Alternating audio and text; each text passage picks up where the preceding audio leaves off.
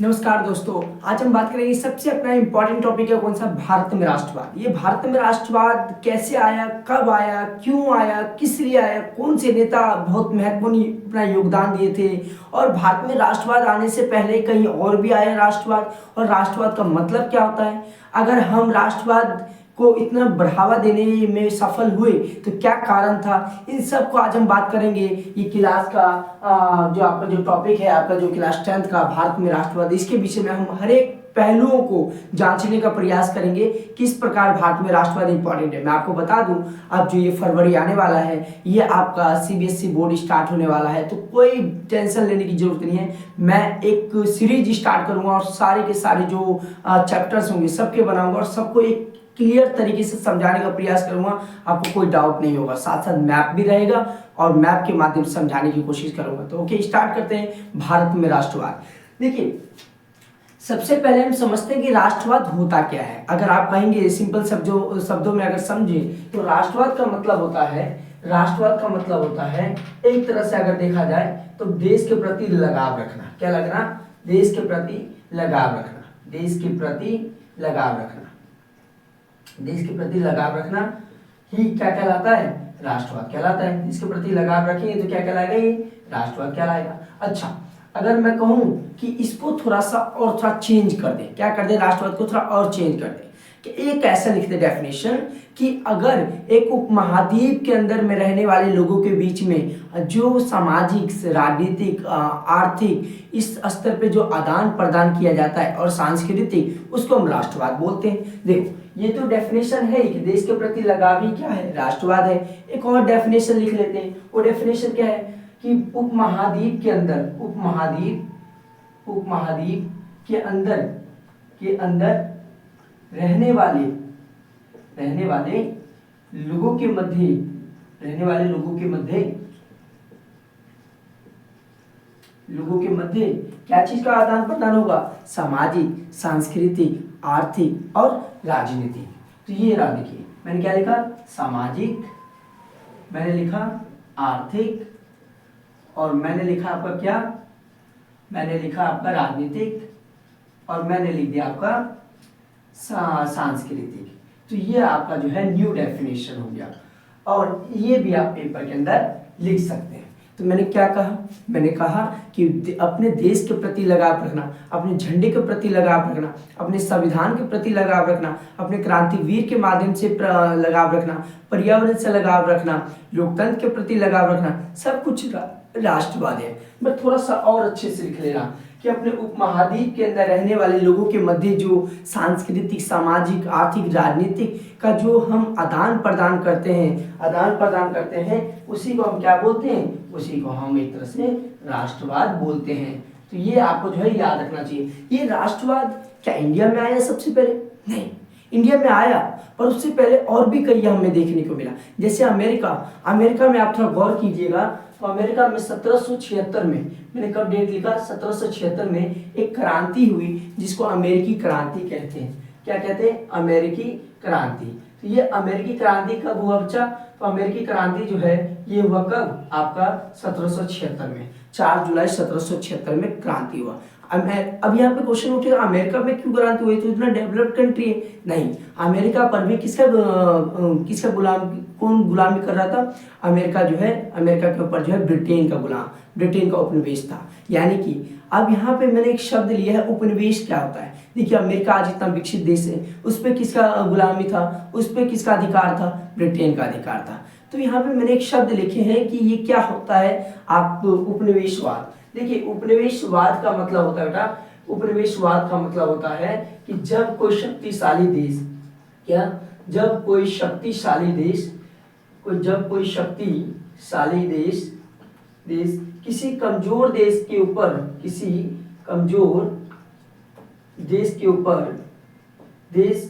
ऊपर उसके सामाजिक या उसके जो है आर्थिक संसाधन का शोषण करे, आर्थिक संसाधन का क्या करे? शोषण करे, उसको हम बोलते थे उपनिवेशवाद। और जैसे कि आप देख लीजिए इंडिया को, इंडिया में भी हम किसके गुलाम थे, हम थे ब्रिटेन के। तो इन्होंने सामाजिक तौर पे, आर्थिक तौर पे, राजनीतिक तौर पे, सांस्कृतिक तौर पे, हर स्तर पे हमारा क्या किया, शोषण किया। हम किसके गुलाम हो गए, ब्रिटेन के गुलाम हो गए। तो इसको भी आपको याद रखना है। जब कोई शक्तिशाली देश किसी कमजोर देश पे अपना राज करता है, गुलाम बनाता है हमें, तो इसको हम एक तरह से उपनिवेशवाद बोलते हैं। देखिए एक और क्रांति हुआ, उस क्रांति को थोड़ा कनेक्ट करके तब पढ़ेंगे भारत में राष्ट्रवाद। एक क्रांति हुआ, चलो 1789 में। कौन सी क्रांति हुआ, 1789 में क्रांति हुआ, जिसको हम फ्रांस की क्रांति कहते हैं। कौन सी क्रांति कहते हैं, फ्रांस की क्रांति हम कहते हैं, फ्रांस की क्रांति। ये फ्रांस की क्रांति जब हुआ तो लोगों में चेतना आ गई, किसकी, समानता का, बंधुत्व का, और जो है आपका स्वतंत्रता का एक जो है संदेश फैलने लगा कि हाँ लोगों में जो है अब राजनीतिक चेतना को जागरूकता हो गई, समाज में जो है उनकी भूमिका क्या थी उनको बढ़ावा दिया जाने लगा। तो ये सब कैसे हो रहा था, राष्ट्रवाद के माध्यम से। नए नए विचार पनपने लगे, नए नए जो नेता सामने आने लगे, तो ये सब राष्ट्रवाद के माध्यम से हुआ। और ये जो फ्रांस की क्रांति कब हुआ है, ये हुआ 14 जुलाई 1789 को। तो ये भी आपको जो है याद रखना है, ठीक है, ये भी आपको जो है याद रखना है। ये भारतीय में राष्ट्रवाद सेकंड चैप्टर है आपका क्लास 10th का, ठीक है। कोई भी सीबीएसई बोर्ड हो, कोई भी बोर्ड हो, ये चैप्टर इंपॉर्टेंट है, आपको मैं बता देता हूँ। देखिए सबसे पहले एक डेट को हम समझने की कोशिश करते हैं कि ये जो भारत में राष्ट्रवाद चल रहा था, हम अचानक से नहीं जाएंगे, पहले सब कुछ समझ लो। भारत में असहयोग आंदोलन भी हुआ, भारत में जलियांवाला बाग हत्याकांड भी हुआ, भारत में रॉलेट एक्ट भी हुआ, भारत में जो है महात्मा गांधी जी भी आए, चंपारण भी हुआ, खेरा आंदोलन भी हुआ, अहमदाबाद मिल मजदूर आंदोलन भी हुआ, प्रथम विश्व युद्ध भी हुआ।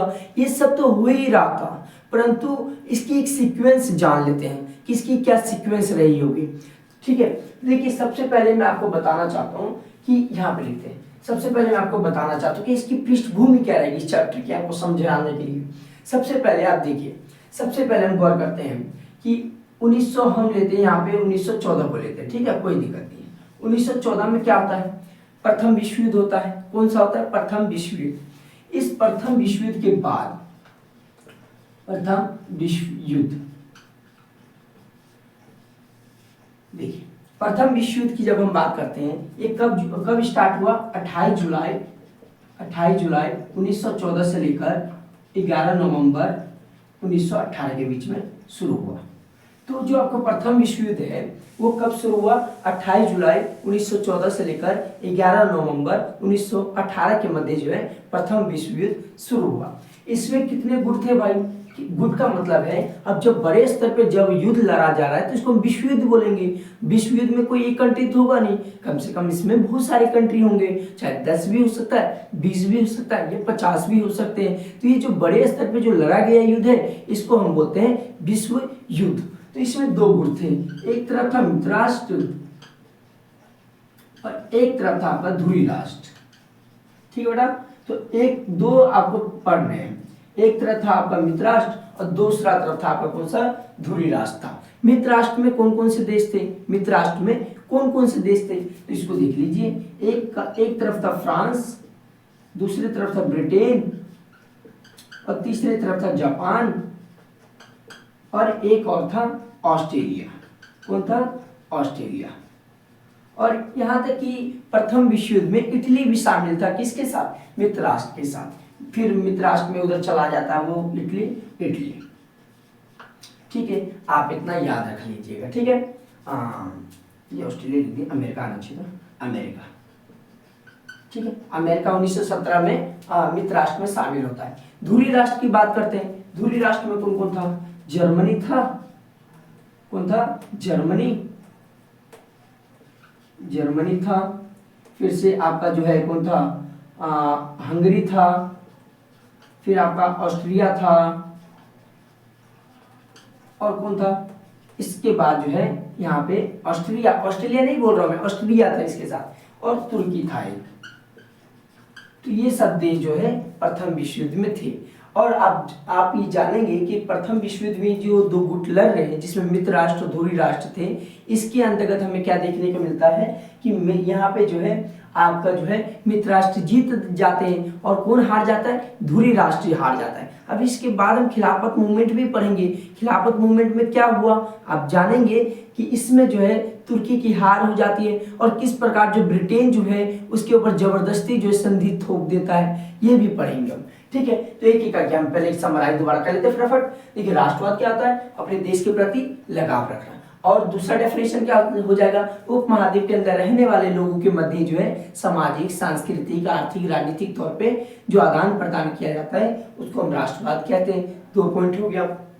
इसमें मैंने क्या लिखा कि सबसे पहले हमें कहाँ पे क्रांति देखने को मिली, तो हमें सबसे पहले क्रांति देखने को मिली कब, 1776 में अमेरिका की क्रांति हो गई। फिर उसके बाद हमने देखा कि फ्रांस की क्रांति भी हुई। ठीक है, फिर हमने यहाँ पे बात किया कि भैया ये बताओ जरा मुझे कि भाई प्रथम विश्व युद्ध कब शुरू हुआ, तो आप कहेंगे 28 जुलाई 1914 से 11 नवंबर 1918 के बीच में शुरू हुआ। ठीक है, अब बोलेंगे कि आप कितने गुट थे इसके अंदर, तो यहाँ क्वेश्चन बन जाएगा कि इसमें 2 गुट थे, मित्र राष्ट्र और धुरी राष्ट्र। मित्र राष्ट्र में कौन कौन से देश थे, तो आपका जापान था, आपका फ्रांस था, अमेरिका था और एक ब्रिटेन था और आपका जो है एक तरफ कौन था, इटली था। तो ये सब आप यहाँ पे याद रखने वाले। एक देश और भी आ सकता है इसके अंदर, रूस। कौन से, रूस। तो एक देश और लिख लीजिएगा। तो इस तरीके से जो अगर देखेंगे तो मित्र राष्ट्र में कितने देश हो गए, फ्रांस हो गया, ब्रिटेन हो गया, रूस हो गया, अमेरिका हो गया, जापान हो गया और इटली हो गया। वहीं पे धुरी राष्ट्र में जब जाएंगे तो जर्मनी हो गया, हंगरी हो गया, इसके बाद जो आपका ऑस्ट्रिया हो गया, तुर्की हो गया, एक और देश है बुल्गारिया करके एक देश है। तो ये सब आपका जो है इसके अंदर हो गया। अब हम बात करते हैं थोड़ा सा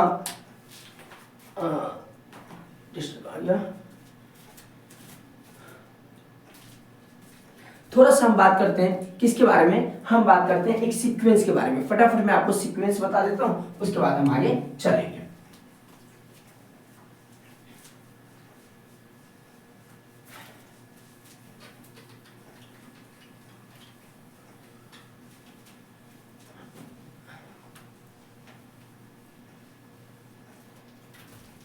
देखिए सबसे पहले हम भारत में एक टाइम पीरियड को समझ लेते हैं कि कौन कौन सा टाइम पे क्या क्या हुआ। तो आपने देखा कि भारत में 1914 से 1918 के मध्य क्या हुआ, फर्स्ट वर्ल्ड वॉर हुआ। क्या हुआ, वर्ल्ड वॉर फर्स्ट हुआ। ठीक है, अब यहाँ पे अच्छा आपने देखा आपने देखा कि किस प्रकार जो भारत में जो है फर्स्ट वर्ल्ड हुआ। आपने देखा फर्स्ट वर्ल्ड वॉर कब से कब तक हुआ, 1914 से 1918 के बीच में, ठीक है ना। तो ये फर्स्ट वर्ल्ड वॉर हो गया। ठीक है, अब इसके बाद भारत में एक नेता आते हैं, बहुत फेमस नेता है वो, और उनका नाम है महात्मा गांधी जी। तो 1915 में एक नेता आते हैं जिसको बोलते हैं महात्मा गांधी जी। महात्मा गांधी जी आ गए और कहाँ से आए थे, ये आए थे दक्षिण अफ्रीका से। तो ये साउथ अफ्रीका से आ गए। उसके बाद हमने देखा कि 1916 में उन्होंने साबरमती जो आश्रम था उनकी स्थापना किया था। तो 1916 में उन्होंने क्या किया, साबरमती आश्रम की स्थापना किया। साबरमती आश्रम का आपको कमेंट सेक्शन में बताना है कि महात्मा गांधी जी के गुरु का नाम क्या था, उनके जो अध्यापक थे, उनके राजनीतिक गुरु थे, उनका नाम क्या था, कमेंट सेक्शन में बताना जरूर। उसके बाद महात्मा गांधी जी ने क्या किया, चंपारण आंदोलन शुरू किया। कौन सा आंदोलन शुरू किया, चंपारण आंदोलन शुरू किया। चंपारण आंदोलन, और ये चंपारण कहाँ पे है, तो बिहार में जो है उत्तर पश्चिमी जिला है चंपारण, वहां पे जो है नील की खेती के लिए किया गया आंदोलन था, क्योंकि जबरदस्ती लोगों से कृषि करवाया जाता था। 3 कठिया व्यवस्था, ये भी हम बात करेंगे, डिटेल में करेंगे, कोई दिक्कत नहीं है। फिर उसके बाद 1918 में आप आएंगे तो खेरा आंदोलन है। कौन सा आंदोलन है, खेरा। यहाँ पे क्या हुआ था, खेरा गुजरात में एक जिला है, वहां पे क्या हुआ कि फसल खराब हो गया, महामारी के कारण जो है, प्लेग के कारण जो है फसल खराब हो गया, और इसके कारण जो किसान थे वो कर देने में बिल्कुल भी असमर्थ थे, नहीं दे पा रहे थे कर। जब फसल ही खराब हो गई तो कहाँ से कर देंगे, कर ही नहीं दे पाएंगे ना, तो नहीं दे पा रहे थे वो। तो यहाँ पे किसानों के लिए आंदोलन था ये, इसको भी आप लोग याद रखिएगा। ये कौन सी किसके लिए था, नील की खेती के लिए। इसके बाद एक और आता है 1918 में अहमदाबाद मिल मजदूर आंदोलन। तो 1918 में ही अहमदाबाद, कौन सा बेटा, अहमदाबाद। तो इसको भी आप लोग नोट डाउन कर लीजिएगा ये मिल मजदूर के लिए था। किसके लिए था? मिल मजदूर के लिए था। ये भी आपको याद रखना है। उसके बाद 1919 में आपको जैसा कि पता है 1919 में क्या हुआ, यहाँ पे आप देखेंगे रॉलेट एक्ट आया 1919 में। और क्या हुआ तो आप कहेंगे भैया 1919 में जलियांवाला बाग हत्याकांड है, ठीक है। 1919 में क्या हुआ तो आप कहेंगे भैया ये खिलाफत मूवमेंट स्टार्ट हुआ, ठीक है। तीनों लिख दीजिए, तो 1919 में ही तीनों लिख दीजिए, तीनों लिख दीजिए। रॉलेट एक्ट आया, रॉलेट एक्ट आ गया। फिर उसके बाद आपने देखा जलियांवाला बाग हत्याकांड आ गया, जलियांवाला बाग हत्याकांड, ये भी लिख दीजिए, ठीक है। और यहाँ पे लिख देता हूं मैं, एक था खिलाफत मूवमेंट। कौन सा? खिलाफत मूवमेंट, आंदोलन, ये भी हम पढ़ेंगे। अब इसके बाद इंडिया में क्या स्थापना हुआ, क्या इस्टेब्लिश हुआ, या क्या शुरू हुआ? तो इंडिया में असहयोग आंदोलन स्टार्ट हुआ। क्या हुआ? असहयोग आंदोलन, असहयोग आंदोलन, ये भी हम पढ़ेंगे। 1921 की बात हम कर सकते हैं, 1921 में छोड़ दीजिए। 1922 में क्या हुआ? जो मेन इंपॉर्टेंट डेट है पहले हम इसको बात कर लेते हैं। मेन इंपॉर्टेंट डेट क्या? 1922 में क्या हुआ? चोरी चोरा आंदोलन, चोरी चोरा आंदोलन, ये भी आपको याद रखना है, ठीक है। तो एक सीक्वेंस में हम चल रहे हैं जो मेन इंपॉर्टेंट है। फिर उसके बाद आप पढ़ेंगे कि किस प्रकार जो है महात्मा गांधी जी ने दांडी मार्च स्टार्ट किया 1930 में। दांडी मार्च, दांडी मार्च, ये भी हम बात करेंगे। और 1932 में पूना पैक्ट हुआ। क्या हुआ? पूना पैक्ट, ये भी आपको याद रखना है। तो ये सब जो यहाँ पे चल रहा था। और एक हम लेते हैं बस लास्ट में है, कौन सा? 1942। ये 1942 में क्या हुआ? भारत छोड़ो आंदोलन, भारत छोड़ो आंदोलन, भारत छोड़ो आंदोलन। तो इसको भी आप लोग जो है याद रखेंगे।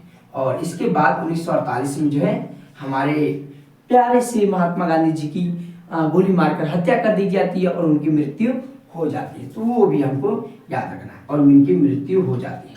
तो ये सीक्वेंस अपने पास जो है मेन पढ़ना है, और एक एक डिटेल से बताऊंगा, टेंशन लेने की आवश्यकता नहीं है। एक भी नंबर नहीं कटेगा, चाहे मैप हो चाहे वो भारत में राष्ट्रवाद हो, ठीक है। करते तो हम अब बात करते हैं पूरे भारत में राष्ट्रवाद की। जो पहला जो विश्व युद्ध हुआ था उसके भारत में क्या प्रभाव पड़ा, क्योंकि भारत तो इस युद्ध में शामिल ही नहीं था। क्या शामिल था? नहीं था शामिल। 1914 से 1918 के बीच में जो पहला विश्व युद्ध हुआ, इस विश्व युद्ध के अंदर जो आप देखेंगे करे स्तर पे, बड़े स्तर पे, कि किस प्रकार जो है ब्रिटेन ने भारत का शोषण किया, ब्रिटेन ने भारत में जबरन भर्ती की, जिसके माध्यम से लोगों में बहुत ज्यादा गुस्सा था। ये लोगों को जबरन जो है सेना में भर्ती करते थे। किस क्या कहकर? ये कहते थे कि चलो तुम्हें जो हम क्या देंगे, हम जो है तुम्हें जीतने के बाद जो है तुम्हें बड़ी बड़ी जो है क्या देंगे, जमीनें देंगे, बहुत अधिकार देंगे, संवैधानिक छूट देंगे। हुआ क्या? रॉलेट एक्ट पारित कर दिया ना। आगे हम पढ़ेंगे रॉलेट एक्ट क्या है। इससे पहले पढ़ लेते हैं कि प्रथम विश्व युद्ध से क्या प्रभाव पड़े। तो जो प्रथम विश्व युद्ध से अगर प्रभाव की बात करते हैं तो देखिए, पहला विश्व युद्ध कब से कब तक हुआ? ये हुआ 28 जुलाई 1914 से लेके 11 नवंबर 1918। तो यहाँ पे एक नंबर का क्वेश्चन बन जाएगा कि ये बताइए कि भैया जो पहला विश्व युद्ध कब हुआ? तो आप कहेंगे 1914 से 1918 के बीच में पहला विश्व युद्ध हो गया था। अच्छा, यहाँ पे क्वेश्चन बन जाएगा कितने गुट शामिल थे? कितने गुट शामिल थे? 2 गुट थे। कितने गुट थे? 2 गुट थे। एक तरफ था आपका मित्र राष्ट्र, दूसरी तरफ था आपका धुरी राष्ट्र। मित्र राष्ट्र में कौन कौन से देश थे? मित्र राष्ट्र में कौन कौन से देश थे? तो आप कहेंगे भैया अमेरिका था, अमेरिका 1917 में शामिल हुआ, रूस आ गया था, ब्रिटेन आ गया था, फ्रांस आ गया था, जापान आ गया था, इटली आ गया था, और ये सब देश जो है आपके जो है किसमें थे? मित्र राष्ट्र के अंदर थे। तो वहीं पे हम बात करते धुरी राष्ट्र में कौन थे? धुरी राष्ट्र में भी ताकतवर नेता थे। और इस टाइम पे हिटलर नहीं आया है, इस टाइम पे हिटलर नहीं है, इस टाइम पे बिना हिटलर का जो जर्मनी लड़ रहा था, इस टाइम पे जर्मनी था, इस टाइम पे तुर्की था, उस टाइम पे बुल्गारिया था, उस टाइम पे जो क्या बोलते हैं इसका जो हंगरी था, ऑस्ट्रिया था, ऑस्ट्रेलिया नहीं ऑस्ट्रिया, ठीक है। तो ये सब आपको जो है याद रखना है। तो पहले विश्व युद्ध में आपको कब से कब तक स्टार्ट हुआ? 1914 से 1918 के बीच में। कितने गुट थे? 2 गुट थे। यहाँ पे अमेरिका, रूस, फ्रांस, ब्रिटेन और जापान, दूसरी तरफ था जर्मनी, तुर्की, बुल्गारिया, ऑस्ट्रिया और हंगरी। अब हम बात करते हैं कि प्रथम विश्व युद्ध से क्या हुआ भारत के अंदर। तो हम भारत की बात करते हैं। जो पहला विश्व युद्ध हुआ उसने कई बड़े स्तर पे जो भारत को झकझोर कर दिया। ये जो पहला विश्व युद्ध हुआ था इसके माध्यम से भारत में राजनीतिक और आर्थिक जो चुनौतियां थी ये उभरने लगी, ठीक है ना। तो एक नई आर्थिक और राजनीतिक चुनौतियां जो भारत के अंदर पैदा हो गई। भाई जब युद्ध लड़ा जा रहा है तो इसमें पैसे भी बहुत ज्यादा खर्च होंगे, तो रक्षा के मामले में जो है अत्यधिक पैसे क्या हो गए, जो खर्चे होते जा रहे थे। ब्रिटेन ने क्या किया, युद्ध के नाम पे कर्जे लेते जा रहे थे और इसका दबाव किस पे डाला जा रहा था, भारत पे डाला जा रहा था। कैसे दबाव डाला जा रहा था, टैक्स के माध्यम से, सीमा शुल्क के माध्यम से, आयकर के माध्यम से। चलिए अब तो हम बात करते हैं प्रभाव क्या था। इस जो प्रथम विश्व युद्ध हुआ था उसका प्रभाव क्या पड़ा भारत पे, तो आप जानेंगे कि कर में बढ़ोतरी कर दिया। ये जो हमारा जो टैक्स था, ये टैक्स में क्या कर दिया, बहुत ज्यादा जो है टैक्स लगा दिए गए, बहुत ज्यादा जो है टैक्स बढ़ा दिया गया। तो ये याद रखना, ठीक है, कर बढ़ा दिया गया। सीमा शुल्क बढ़ा दिया गया। सीमा शुल्क क्या होता है, क्या होता है सीमा शुल्क, जल्दी जल्दी जल्दी। सीमा शुल्क होता है जब आप एक राज्य से दूसरे राज्य में जाते हैं तो वहां पे जो टैक्स देते हैं, जैसे टोल टैक्स करता है ना, तो वो जो टोल टैक्स कट रहा है वही सीमा शुल्क है। अत्यधिक बढ़ा दिया गया था। जब आप एक राज्य से दूसरे राज्य में जाएंगे तो आपको देना पड़ेगा सीमा शुल्क। क्या देना पड़ेगा, सीमा शुल्क। रिपीट अगेन, सीमा शुल्क। अब एक है आयकर बढ़ाया गया। आयकर का मतलब आप जितना कमा रहे हो ना, उसके ऊपर टैक्स लगाना। आप जितना भी कमा रहे हो उसके ऊपर क्या लगाना, टैक्स लगाना, उसी को बोलते हैं आयकर बढ़ा दिया गया। कीमत यहाँ पे तेजी से बढ़ती जा रही थी। अब मैं एक बात बोलता हूँ, ये मार्कर मान लीजिए मैं 20 रुपए का लाता हूँ और यही मार्कर 50 रुपए में मिलने लग जाए, कितने का बढ़ोतरी हो गया, 3 गुना हो गया। यानी कि सिंपल सा अगर कहें तो कितने का हो गया, 50 रुपए, 30 रुपए ज्यादा मुझे देना पड़ रहा है। तो यानी कि मेरी औकात नहीं होगी, मेरी जो अगर खरीदने की हिम्मत नहीं होगी तो मैं कैसे ले सकता हूँ ये वाला जो मार्कर, नहीं ले सकता ना। तो ये आपकी कीमत में तेजी से बढ़ोतरी होने लगी और किसान, दलित, मजदूर, सब शोषित वर्ग यहाँ पे कहीं ना कहीं दबे चलते चले गए। अब 1913 से 1918 में क्या हुआ, कीमत 2 गुना बढ़ गया। कीमत क्या हो गया, 2 गुना बढ़ गया। यानी कि मैंने मार्कर का एग्जांपल लिया, पहले 20 रुपए का आता था मान लीजिए, अभी 40 रुपए का मिलने लगा, यानी कि 2 गुना हो गया ये मार्कर का कीमत। तो आपको इसको भी याद रखना है। इसमें ग्रामीण स्तर पे क्या देखने को मिला, ग्रामीण स्तर पे लोगों को, सिपाहियों को या युवाओं को जबरदस्ती सेना में ढकेला जा रहा है। हमारा सेना मरता जा रहा था और इनको कोई परवाह भी नहीं पड़ रहा था। ये कहते भाई हम जब जीत जाएंगे तुम्हें संवैधानिक अधिकार देंगे, बहुत सारे संविधान तुम्हारे को जो है बदलाव करने की आवश्यकता होगी। पर हुआ क्या हुआ, रॉलेट एक्ट आ गया ना, यहाँ पे 2 साल के लिए जेल में डाल देते थे और बिना अपील, बिना दलील, बिना वकील अर्थात काला कानून के माध्यम से हमको जो है दबा के रखते थे, है ना। तो ये भी हम देखने की कोशिश करेंगे। और प्रभाव की बात कर लेते हैं। 1918, 19 और दूसरा जो 1920 से 21 में क्या हुआ, फसल यहाँ पे खराब हो गई। भारत में फसल खराब हो गई। अगर फसल खराब हो गया तो खाने की कमी हो जाएगी, फसल खराब हो जाए तो खाने की क्या होगी, कमी हो जाएगी। तो यहाँ पे क्या हो गया, उसी समय में क्या हुआ, एक महामारी फैल गया भारत के अंदर, जिसमें कहा जाता है एक अनुमान के अनुसार 120 से 130 लाख लोग जो है मारे गए। कितने लाख लोग मारे गए, 120 से 130 लाख लोग मारे गए।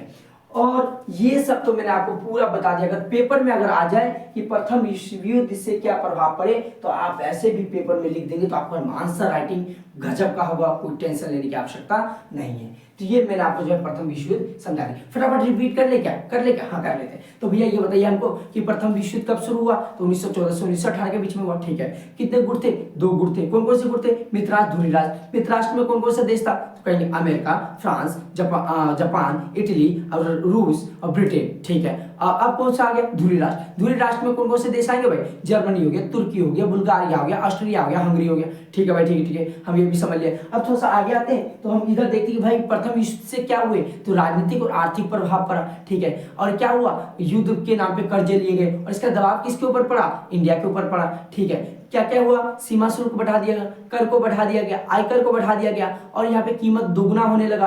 यहाँ पे महामारी फैल गई, 120 से 130 लाख लोग मारे गए। तो ये सब यहाँ पे हो रहा था, यहाँ पे प्रथम। और जबरन भर्ती किया जा रहा था, गांव में युवाओं को जबरन भर्ती कर रहे थे, किस नाम पर और कहाँ से, पंजाब हो गया, यूपी हो गया, बिहार हो गया, अलग अलग जगहों से। और क्या कहकर भाई जीतेंगे ना, पक्का तुम्हें जमीन देंगे, तुम्हें जो संवैधानिक अधिकार देंगे। मिला कुछ भी नहीं, बल्कि क्या मिला, रॉलेट एक्ट मिला।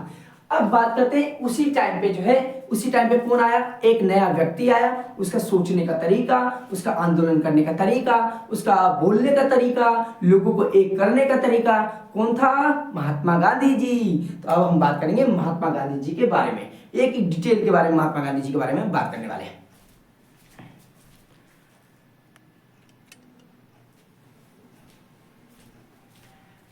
अब हम बात करेंगे कि भारत में जो राष्ट्रवाद आया उसका विचार कैसा था और लाने वाला कौन था, नया बंदा था। वो बंदा कौन था, एक नया लीडर, वो था महात्मा गांधी जी। मोहनदास करमचंद गांधी, क्योंकि मोहनदास करमचंद गांधी इससे पहले कहाँ पे थे? दक्षिण अफ्रीका में। और दक्षिण अफ्रीका में थे तो उन्होंने एक नई नीति चलाई थी, जिसको एक नया हथियार था उनके पास, वो कौन था? सत्याग्रह। कौन सा था? सत्याग्रह। और जिस प्रकार महात्मा गांधी जी ने दक्षिण अफ्रीका में एक नया जो आंदोलन शुरू किया था, वो आंदोलन था किसके खिलाफ? रंग भेद के खिलाफ। रंग भेद क्या होता है? रंग भेद का मतलब होता है काले और गोरे में क्या करना? भेदभाव करना। आपको पता है कि हम जितना शानो शौकत से आज चल रहे, वैसे पहले नहीं चलते थे, क्योंकि अंग्रेज लोगों का मानना था कि ये काले लोग बाहर 9 बजे के बाद नहीं आ सकते, क्योंकि दक्षिण अफ्रीका में रूल था।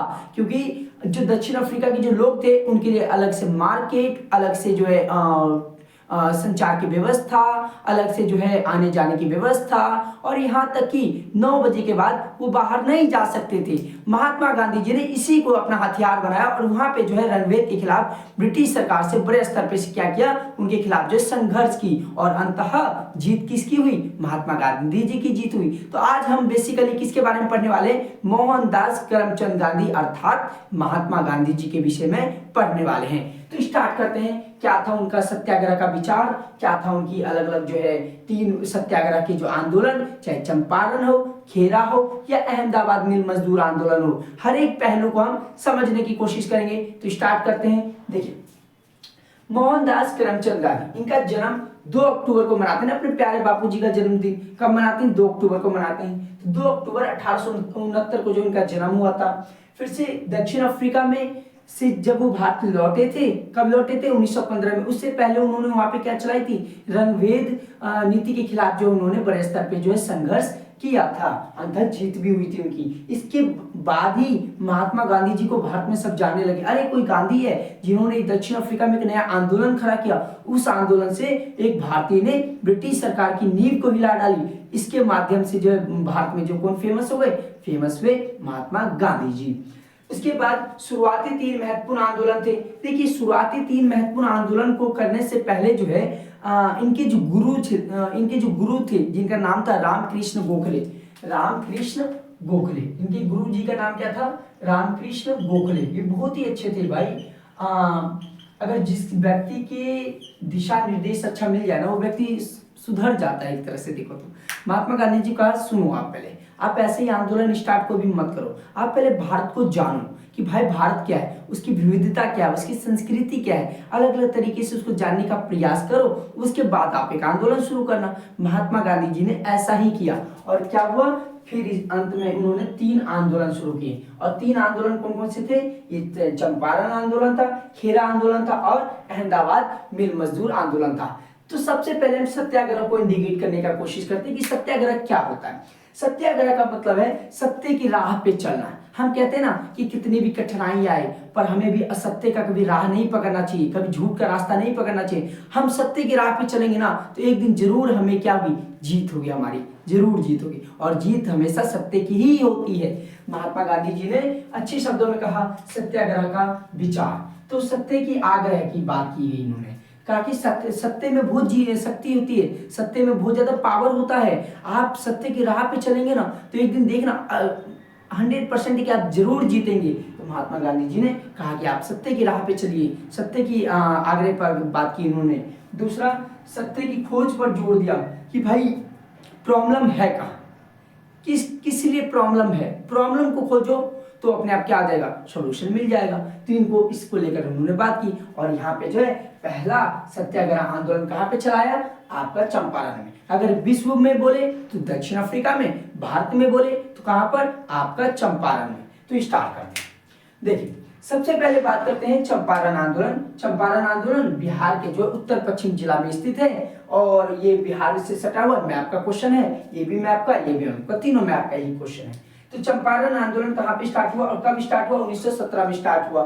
ठीक है। नील की खेती के लिए किया गया आंदोलन था। हम कपड़े को जो रंगते हैं ना, तो उसमें नील का प्रयोग करते हैं। तो ये क्या होता था कि भारत में जो है बड़े स्तर पे नील की खेती कराई जाती थी। किससे? किसानों से। अब किसान बेचारे परेशान हो जाते थे, क्योंकि आपको पता है नील की खेती करने से, अफीम की खेती करने से खेती जो उपजाऊपन है वो खराब हो जाता है, बर्बाद हो जाता है। तो इसीलिए जो है नील की खेती के लिए किया गया ये आंदोलन था। और इनको क्या मिलता था, कम भुगतान मिलता था। मान लीजिए कि मेरा ये बहुत बड़ा खेत है और उसमें अगर मैं खेती कर रहा हूँ तो मुझे कम से कम 100 रुपये मिलने चाहिए थे, मुझे मिल कितने रहे, 50 रुपये, तो बहुत कम पैसे मिलते थे। और ठीक है, अगर और तीसरा जो पॉइंट है, अपने जमीन का, किसान को जो है अपनी जमीन के 3/20वें हिस्से पर खेती करना होता था। इसमें क्या होता था, मान लीजिए मेरे पे 20 खेत है, कितने खेत है, 20 खेत है। अगर मेरे पास 20 खेत है तो उस 20 खेत में से कम 3 खेतों पर जो है मैं क्या करूंगा, एक नील की खेती उगाऊंगा। इसको तीन कट्ठिया व्यवस्था बोलते हैं। कौन सी व्यवस्था बोलते हैं, 3 कट्ठिया व्यवस्था। ठीक है जी, इसको भी आप लोग लिख लीजिएगा।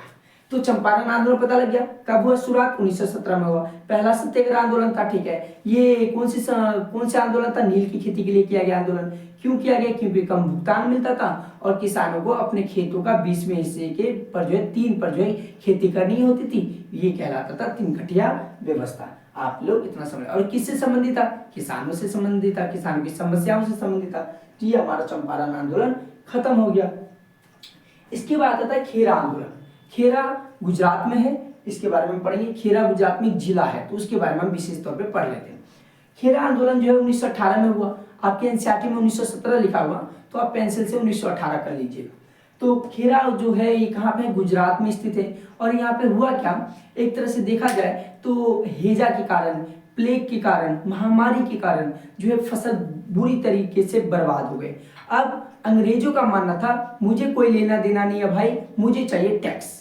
और भाई कहाँ से लाके देंगे टैक्स, जब भाई फसल हुआ नहीं, उत्पादन हुआ नहीं, हमने अच्छी तरीके से कृषि की नहीं, जब पूरा ही फसल बर्बाद हो गया तो मैं टैक्स लाके कहाँ से देंगे। और ये जो टैक्स था पता कितना ज्यादा था, 23% था। कितना था, 23%, बहुत ज्यादा परसेंट कर था, बहुत ज्यादा।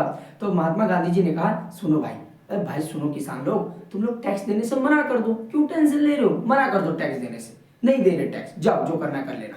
तो ये लोग पता है क्या कह रहे थे, जबरदस्ती जो उनकी जमीन हड़पने की कोशिश की। पर महात्मा गांधी जी ने कहा सुनो बेटा, अगर ऐसा करोगे बहुत मारेंगे तुमको हम। तो महात्मा गांधी जी हो गए, सरदार वल्लभ भाई पटेल हो गए, नाहरिक पारिक हो गए, महादेव देसाई हो गए, ये बहुत बड़े लीडर थे इसके अंदर, जिन्होंने खेरा में अपना महत्वपूर्ण योगदान दिया। तो एक बार रिपीट कर लेते। खेरा आंदोलन कब शुरू हुआ, 1918 में। किससे संबंधित था, तो भाई हैजा और प्लेग के कारण जो है फसल बर्बाद हो गई, जिसके कारण किसान के पास जो है असमर्थ हो गए और वो एक तरह से जो है अपना जो पैसा चुका पाने में, कर्ज चुका पाने में असमर्थ हो गए, नहीं चुका पा रहे थे। और किसान की जो कितना ज्यादा वो कर लेते थे, 23% जो कर लेते थे। ये भी किसान से संबंधित आंदोलन था, कृषि से संबंधित आंदोलन था। अब नेक्स्ट मूव करते अपना अहमदाबाद मिल मजदूर आंदोलन। ये बहुत इंपॉर्टेंट है। यहाँ पे भी क्या कारण होगा, यहाँ पे महात्मा गांधी जी ने पहली बार क्या किया था, पहली बार भूख हड़ताल किया था। तो 1 नंबर का क्वेश्चन बन सकता है कि महात्मा गांधी जी ने कहाँ पे भूख हड़ताल किया, तो याद है तुम्हारा जो है पहली बार बोल रहा हूँ, तो अहमदाबाद में आ जाएगा। और अहमदाबाद किससे संबंधित है, मिल मजदूर को लेकर जो है किया गया एक आंदोलन था। क्या था, यहाँ पे भी सेम कहानी कि भाई महामारी फैलते जा रही थी, तो श्रमिक लोग क्या करते जा रहे थे, अपने गांव जा रहे थे। जैसे कोरोना में हुआ ना, जो कम कमाने वाले लोग थे या कम पैसे वाले लोग थे, वो क्या करते थे, शिफ्ट हो गए, मतलब गांव जाने की कोशिश करने लगे। कोई पैदल ही चला गया है ना, कोई पैदल ही चलता चला गया। तो यही यहाँ पे हो रहा था। अहमदाबाद में जब महामारी फैल गई, इसके माध्यम से लोग जो है पलायन करने लगे, अपने घर की ओर जाने लगे। तभी जो है मिल मालिकों ने कहा, समझाया कि भाई सुनो, तुम्हें जो वेतन मिलता है ना, वो वेतन मिलेगा और 75% और तुम्हें क्या मिलेगा, बोनस मिलेगा, ब्लैक बोनस मिलेगा। बोला ठीक है भाई, हम तो खुश हो गए, भाई श्रमिक लोग थे, खुश हो गए, चलो भाई बोनस मिलेगा तो बोनस मिलेगा। पर जैसे जैसे स्थिति नॉर्मल होते गई, जैसे जैसे प्लेग खत्म होता गया, तो उन्होंने मिल मालिकों ने क्या किया, उनका जो एक तरह से देखा जाए जो प्लेग बोनस जो मिलता था वो बंद करने की घोषणा की। इसीलिए मजदूरों ने बड़े स्तर पे क्या किया, वहां पे आंदोलन किया। और इसमें महत्वपूर्ण भूमिका किसने निभाई, महात्मा गांधी जी ने निभाई थी। और जो 75% जो था बाद में कम करके 35% कर दिया गया महात्मा गांधी जी के आह्वान पर। चलिए, तो अहमदाबाद मिल मजदूर आंदोलन कब शुरू हुआ, 1918 में शुरू हुआ। पहली बार भूख हड़ताल महात्मा गांधी जी ने की थी। प्लेग बोनस को लेकर ये जो विवाद था, श्रमिकों को रोकने के लिए मिल जो मालिक थे उन्होंने जो है एक बोनस देने की बात की। कितना, जो वेतन तो मिलेगा और उसके बाद भी एक्स्ट्रा भी कितना, 75% जो आपको बोनस मिलेगा। तो ये सब यहाँ पे देने की बात की। स्थिति सामान्य होने पर बोनस रोकने की घोषणा की गई। मजदूर तो वैसे ही वो तनातनी थे, भाई तुम हमारा बोनस रोकोगे। महात्मा गांधी जी भी सपोर्ट में थे। बस तब क्या, एक नया जो है ऊर्जा मिल गया। ऊर्जा मिलने के बाद 75 से 35% पे आके रुक गए। और यहाँ पे जो मजदूर थे, किसान, एक जो मिल मजदूर वर्कर थे, उनकी स्थिति बहुत ही दयनीय थी, बहुत ही खराब स्थिति में मानी जाती थी, वहां पे रहते थे। उसको लेकर भी बात किया गया।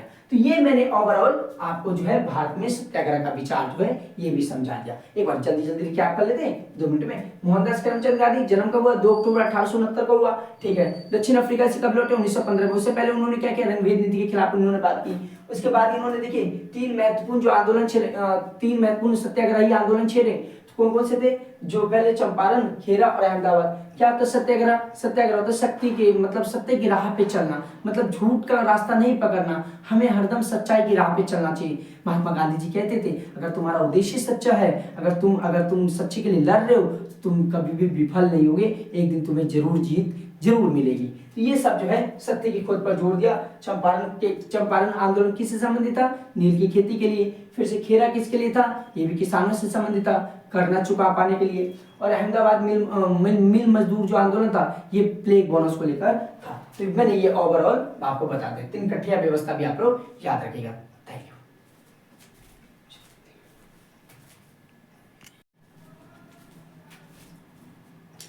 महात्मा गांधी जी ने 3 आंदोलन करके जो है कहीं ना कहीं विश्व प्रसिद्धि तो पा ली, भारत में नाम तो कमा लिया, पर महात्मा गांधी जी खुद स्वयं खुश नहीं थे। ये खुद ही हैप्पी नहीं थे।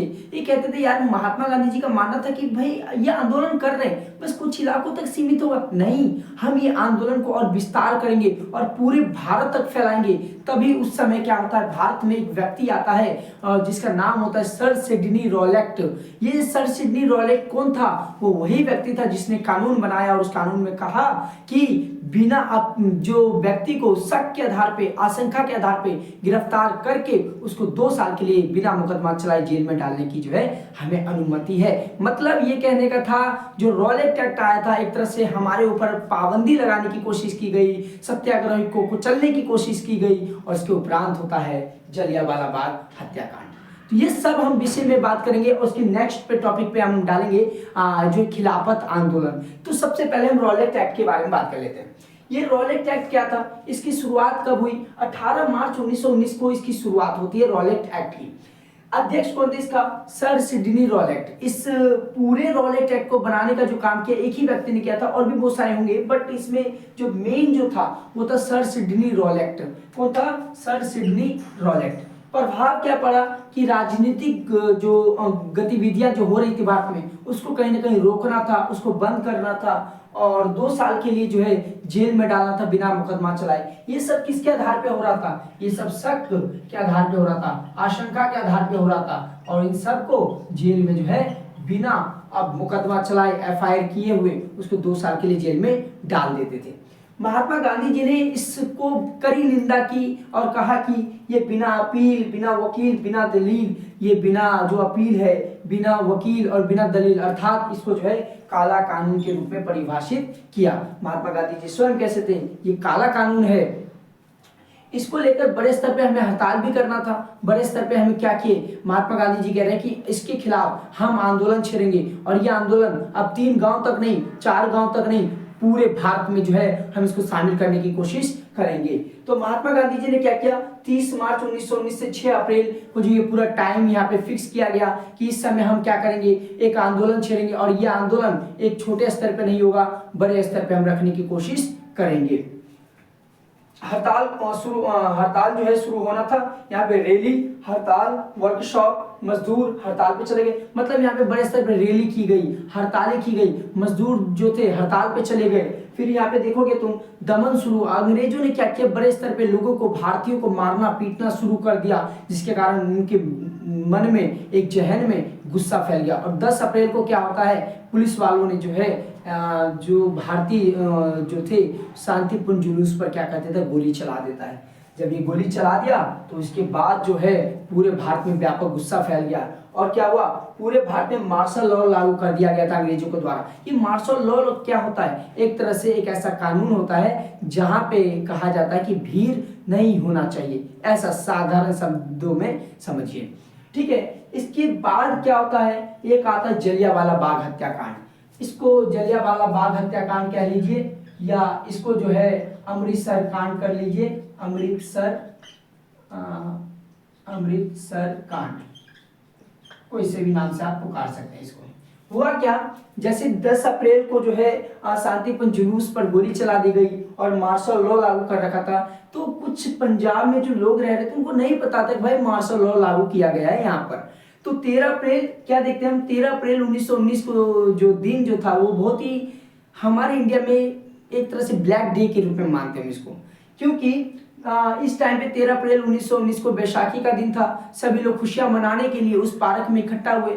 आप ऐसे समझिए कि ये एक जलियांवाला का एक पार्क का है, ठीक है, और ये इसका गेट है, ऐसा मान लीजिए ये इसका गेट है और यहाँ पे कुआं है। तो सभी लोग वहाँ पे क्या हुए, इकट्ठा हुए खुशियां मनाने के लिए। बैसाखी का त्यौहार था, खुशियां मनाने के लिए सभी लोग जो क्या हुए, इकट्ठा हुए यहाँ पर, ठीक है। और ये अंग्रेजों का इसलिए भी विरोध कर रहे थे क्योंकि दो जो नेता थे कांग्रेस के, सबसे प्रसिद्ध नेता जिसका नाम था सैफुद्दीन किचलू और दूसरा जो नाम था डॉक्टर सतपाल, उनकी गिरफ्तारी को लेकर भी विरोध कर रहे थे भारतीय लोग कि भाई इनकी गिरफ्तारी क्यों की गई है, इनको छोड़ दिया जाए, इनको रिहा कर दिया जाए। इसको लेकर भी यहाँ पे किया गया था। अब यहाँ पे एक व्यक्ति आता है जिसका नाम होता है जनरल डायर। आपने केवल जनरल डायर सुना होगा, इसका पूरा नाम है जनरल एडवर्ड डायर। इसने क्या किया, अपने 50 गोरखा और सिख जो पैदल सैनिक थे उसके साथ वो पार्क में पहुंचता है। शुक्र है कि छोटा गेट था, बड़ा गेट नहीं था, नहीं तो तोप लेके भी जा रहा था वो, और तोप लेके जाता तो कितना विध्वंसकारी वहां का माहौल क्रिएट हो जाता, तो आप लोग समझ सकते हैं। तो जनरल यहाँ पे 50 गोरखा और सिख पैदल सैनिकों के साथ पार्क में गए और ऐसा माना जाता है कि 10 मिनट के अंदर 1650 राउंड गोलियां चली। अब सोचिए 10 मिनट के अंदर जब 1650 राउंड गोलियां चली होगी तो वहां पे कितने सारे लोग मारे गए होंगे। ये डेटा एक है जिसमें कहते हैं कि 389 लोग जो है 379 लोग मारे गए, 379 से लेके 1500 लोग मारे गए। यहाँ पे कहा जाता है कि 379 से 1500 के बीच में लोग जो है मारे गए। और बर्ताव भारतीयों के साथ कैसा बर्ताव करते थे अंग्रेज लोग, भाई सड़क पे नाक रगड़ने को कहते थे, सलाम करने को कहते थे। फिर दूसरा जो यहाँ पे घिसट कर चलना। अब सोचिए आपको अगर किसी को सलाम करना है तो आप ऐसे अपनी मर्जी से करेंगे, जब आपको जबरदस्ती करने को कहेगा तो आपको कैसा व्यवहार लगेगा। नाक रगड़ कर सड़क पर चलना कैसा व्यवहार लगेगा, घिसट कर चलना कैसा लगेगा। ये सब हमारे भारतीयों के साथ हो रहा था और यहाँ तक कि हमारे को कोरे भी मारे जा रहे थे। अब इसके बाद जलियांवाले बाग हत्याकांड के बाद आप लोग सब जानते हैं जो महात्मा गांधी जी कई दशकों से पीछे जो है एक तरह से जो है अंग्रेजों के सपोर्ट में थे, इसीलिए इनको जो एक उपाधि दी गई थी केसर ए हिंद की उपाधि। कौन सी उपाधि, केसर ए हिंद। इस हत्याकांड के बाद जो है पूरे विश्व में जो है एक गुस्सा का जो है माहौल तैयार हो गया और उसके बाद सभी लोगों ने अपनी अपनी उपाधि लौटा दी और उसके बाद केसर ए हिंद की उपाधि लौटा दी। और रविन्द्रनाथ टैगोर जी को एक उपाधि मिली थी नाइटहुड की उपाधि, इन्होंने भी जो है उन्होंने वापस कर दी, नाइटहुड की उपाधि भी लौटा दी। बोला भाई हमें नहीं चाहिए आपकी उपाधि, आप अपनी उपाधि अपने पास रख लीजिए, हमारे को नहीं चाहिए। और जिस प्रकार तुमने ये घिनौना काम किया है, जिस प्रकार तुमने हमारे भारतीय लोगों को मारा है, तो ये हम बर्दाश्त नहीं करेंगे। अब आगे आप देखेंगे खिलाफत आंदोलन शुरू होगा। खिलाफत आंदोलन क्या था, आपने प्रथम विश्व युद्ध देखा, उस प्रथम विश्व युद्ध में क्या देखा आपने कि किस प्रकार तुर्की की हार हो जाती है और ब्रिटेन वालों ने किस प्रकार जो बर्बरतापूर्ण व्यवहार किया जाता है उन तुर्की के जो शासक के साथ। यानी कि हम इसके विषय में समझेंगे, इसमें यह भी समझेंगे कि शौकत अली और मोहम्मद अली का कितना कंट्रीब्यूशन था, उसको लेकर हम बात करेंगे। तो ये हमारा दो टॉपिक जो अभी फिलहाल, तो अभी जगह स्पेस कम है, मैं इधर लिख देता हूँ, ठीक है।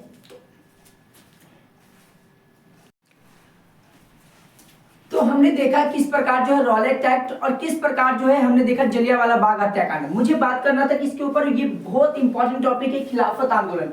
ये खिलाफत आंदोलन क्या है, यहाँ पे आपको समझना पड़ेगा। जो फर्स्ट वर्ल्ड वॉर हुआ था, यानी कि जो पहला विश्व युद्ध हुआ था, इस युद्ध के दौरान हमने क्या देखा कि जो तुर्की था उस तुर्की का बेइज्जती की गई, बहुत ज्यादा बेइज्जती की गई। उस बेइज्जती के लिए, उस बेइज्जती को ना हो उसके लिए यहाँ पे दो भाइयों ने और भी बहुत सारे लीडर ने महत्वपूर्ण भूमिका निभाया। उसका नाम था मोहम्मद अली और शौकत अली और मौलाना आजाद, और भी बहुत सारे इसमें लीडर थे, तो आपको इतना याद नहीं रखना है। तो मैं इसकी बात करता हूँ खिलाफत आंदोलन। देखिए खिलाफत आंदोलन बेसिकली क्या था, प्रथम विश्व युद्ध के दौरान जो है, जो पहला विश्व युद्ध कब से कब तक चला, ये चला 1914 से लेकर 1918 के बीच में। ये फर्स्ट वर्ल्ड वॉर का टाइम है, जब हमने देखा किस प्रकार मित्र राष्ट्र और धुरी राष्ट्र के बीच में युद्ध चल रहा था, और उस टाइम पे तुर्की जो था धुरी राष्ट्र में था, और जब तुर्की हार गया तो उसकी बहुत ज्यादा क्या की गई, बेइज्जती की गई थी। हमें इसके विषय में, इसके संदर्भ में हमें पढ़ना है। प्रथम विश्व युद्ध के दौरान तुर्की की क्या हो जाती है, हार हो जाती है, तुर्की इसमें हार जाता है। और जब हम देखते हैं तो क्या होता है, यहाँ एक अफवाह फैल जाता है। आपने पढ़ा होगा 1857 की क्रांति, अगर नहीं भी पढ़ा उसमें भी अफवाह के कारण ही क्रांति हुई, और यहाँ पे भी अफवाह के कारण ही खिलाफत आंदोलन हुआ। चलिए, तो अफवाह क्या फैली कि ऑटोमन सम्राट पर सख्त संधि थोपी गई। ये अफवाह फैल गई थी कि ब्रिटेन द्वारा जो है बड़े स्तर पे जो है सख्त संधि थोपा गया। किसके ऊपर, एक जो है आपका जो है तुर्की के ऊपर। तो यह तुर्की या ऑटोमन साम्राज्य भी आप इसको कह सकते हैं। बात देखिए, वहां पे खलीफा, खलीफा का मतलब होता है सुल्तान, यानी कि भगवान। एक तरह से अगर मुसलमान के टर्म में बोले तो जो खलीफा का अर्थ होता है सुल्तान होता है। तो यानी कि खलीफा की तत्कालीन शक्तियों की रक्षा करना ये बहुत ही पहला कर्तव्य बन गया भारतीय लोगों का और पूरे विश्व के लोगों का, कि जो खलीफा की जो शक्ति है उसकी क्या करना, रक्षा करना, उसकी क्या करना, एक तरह से प्रोटेक्ट करने की बात की गई। तीसरा पॉइंट है कि 1914 में जैसे ऑटोमन साम्राज्य की जो सीमाएं थी, तुर्की की जो सीमाएं थी वही रहने दिया जाए, कोई इसमें बदलाव नहीं किया जाए। तो यानी कि ऑटोमन साम्राज्य की 1914 की सीमाओं को पुनः स्थापित करना, जो 1914 में जो भी सीमा रही होगी उस सीमा को दोबारा से वैसे का वैसे ही रख देना, उसमें कोई चेंज नहीं करना, कोई बदलाव नहीं करना। और इस्लाम के धर्मगुरु की अधिकार की रक्षा करना, ये बहुत इंपॉर्टेंट पॉइंट है कि इस्लाम का जो धर्म गुरु था, जिसको हम खलीफा बोलते हैं, जिसको हम सुल्तान बोलते हैं, उनको क्या करना, उनको एक तरह से अधिकार की रक्षा करना, उनके जो भी अधिकार थे उनकी रक्षा करना। अब कौन कौन से नेताओं का इसमें महत्वपूर्ण योगदान था, तो इसमें कहेंगे हम मोहम्मद अली जिन्ना थे, इसमें शौकत अली थे, ये दोनों भाई थे, याद रखना दोनों भाई थे। और इसमें मौलाना आजाद का भी महत्वपूर्ण योगदान थे। आपको कमेंट सेक्शन में बताना है कि भारत के पहले जो शिक्षा मंत्री कौन थे, आपको कमेंट सेक्शन में एक बार बता दीजिएगा। ये खिलाफत आंदोलन बेसिकली 1919 से लेकर 1922 तक चला। आगे हम पढ़ेंगे असहयोग आंदोलन और इसके हम चोरी चोरा आंदोलन क्या था, कांड क्या था, सब हम धीरे धीरे पढ़ेंगे। उद्देश्य क्या था इस खिलाफत आंदोलन का, महात्मा गांधी जी यही तो चाहते थे कि भाई जब हिंदू और मुस्लिम एक हो जाएगा तो आंदोलन बड़ा हो जाएगा। आंदोलन जब बड़ा होगा तो उस आंदोलन के माध्यम से बड़े स्तर पे क्या कर सकते हैं, हम ब्रिटिश को उखाड़ के फेंक सकते हैं, बाहर हम रख सकते हैं। तो महात्मा गांधी जी का एक उद्देश्य था किस प्रकार हम हिंदू और मुस्लिम को एक करें, जिससे ये जो आंदोलन है और बड़ा होता चला जाएगा। तो उद्देश्य की बात कर लेते हैं इसकी, तो मुस्लिम समुदाय को एकजुट करना और उनका सहयोग प्राप्त करना, ये बहुत इंपॉर्टेंट पॉइंट था कि मुस्लिम को कैसे एकजुट करें और उनका कैसे हम सहयोग प्राप्त करें। ब्रिटिश सरकार को प्रभावित करना, क्योंकि ब्रिटिश सरकार, हमने देखा रॉलेट एक्ट की बात की, हमने जलियांवाला बाग हत्याकांड की बात की, और जिस प्रकार वो क्रूर तरीके से व्यवहार किया जा रहा, बर्बरतापूर्ण व्यवहार किया जा रहा, उसको रोकना था, उसको प्रभावित भी तो करना था। तो ये बात हुई। और मार्च 1919 में क्या हुआ, मोहम्मद अली, शौकत अली और भी बहुत सारे लीडरों ने क्या किया, नेताओं ने बंबई खिलाफत समिति का गठन किया। मार्च 1919 में बंबई खिलाफत समिति का गठन किया ताकि हम ब्रिटिश को प्रभावित कर सके, ब्रिटिश को जो है ये जो बर्बरतापूर्ण व्यवहार किया जा रहा है, चाहे वो तुर्की से हो चाहे इंडिया के लोगों से हो, उसको रोका जा सके। अब इसीलिए एक अधिवेशन, ये मैप का क्वेश्चन है आपका, ये नक्शा का क्वेश्चन है, मैप का क्वेश्चन है।